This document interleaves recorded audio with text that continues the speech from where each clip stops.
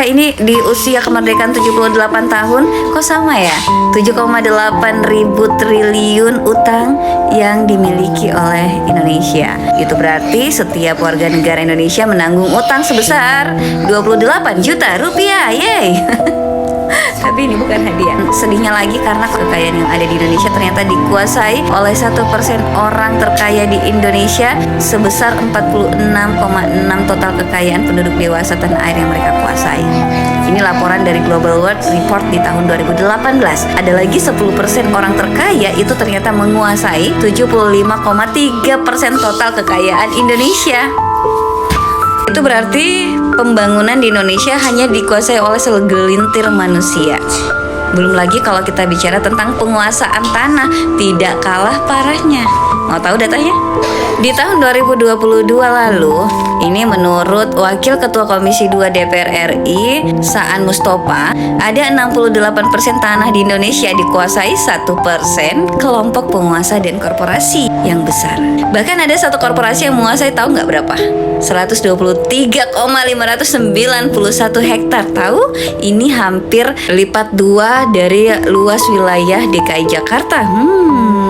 Nah, sementara itu kalau untuk jumlah kemiskinan di Indonesia, berdasarkan World Bank, laporannya 40% warga Indonesia terkategori miskin. Perhitungannya garis kemiskinan ekstrim ditetapkan sebesar 2,15 US dollar per hari. Berarti itu kalau dikonversi itu menjadi 900.000 lebih lah ya per bulannya, itu baru dikategorikan miskin ekstrim. Sementara penghasilan 900.000 lebih ke atas itu sudah tidak dikategorikan miskin ekstrim. Maka 108 juta warga Indonesia terkategori miskin ekstrim. Dan di tengah kehidupan kita yang disebut sudah merdeka, terdapat 1,9 juta lulusan SMA yang tidak bisa melanjutkan kuliahnya karena tingginya biaya. Terdapat 17 juta warga Indonesia juga yang terpapar gizi buruk. Ini terparah ya se-Asia Tenggara. Negeri sebesar dan sebanyak SDA dan SDM-nya ini seperti ini kondisinya. Untuk Anda para milenial, saya milenial juga sih, tersinggung juga sih. Itu ada 81 juta warga yang tidak memiliki rumah. Ada 14 juta warga menempati hunian tidak layak. Belum lagi utang pinjol. Puluhan triliun rupiah menggerogoti para peminjamnya. Bahkan sudah ada yang mengakhiri hidupnya karena terlilit pinjol. Nauzubillah min dzalik. Kemerdekaan seperti apakah yang sebenarnya sedang kita nikmati ini, teman-teman? Tiap tahun ada lomba tarik tambang, tapi ternyata kekayaan alam kita termasuk tambang, ini contohnya ya, itu tidak sepenuhnya kita nikmati dan kita kuasai. Misalnya nih, smelter nikel di Indonesia itu justru banyak dikuasai perusahaan asal Cina yang membeli murah biji nikel dari perusahaan pribumi, dan mereka dapat tax holiday. Jadi pajak saja ada liburannya. Saya kapan liburannya?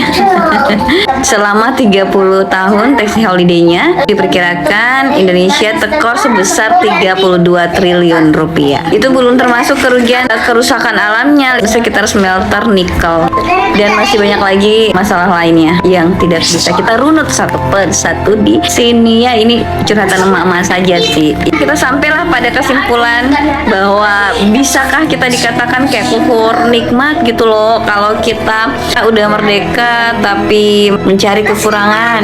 Apalagi memang Allah memerintahkan kita untuk dalam Quran surah Ibrahim ayat 7 yang artinya, ingatlah saat Tuhan kalian memaklumkan, sungguh jika kalian bersyukur niscaya aku akan menambahkan nikmat untuk kalian. Tapi jika kalian mengingkari nikmatku, pasti azabku sangat besar. Quran surah Ibrahim ayat 7. Bagaimana kita mau memaknai ini? Kita kutip dari penjelasan Imam Jarir At-Tabrani tentang ayat tersebut, bahwa kalau kita menaati perintah Allah, menjauhi larangan Allah, maka itu adalah rasa syukur yang sesungguhnya, dan Allah akan memberikan tambahan nikmatnya pada tangannya Allah dan pada nikmat Allah untuk kita.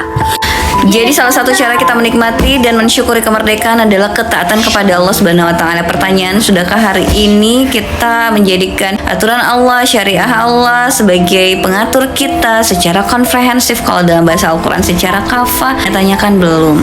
Banyak aturan Allah yang kita abaikan.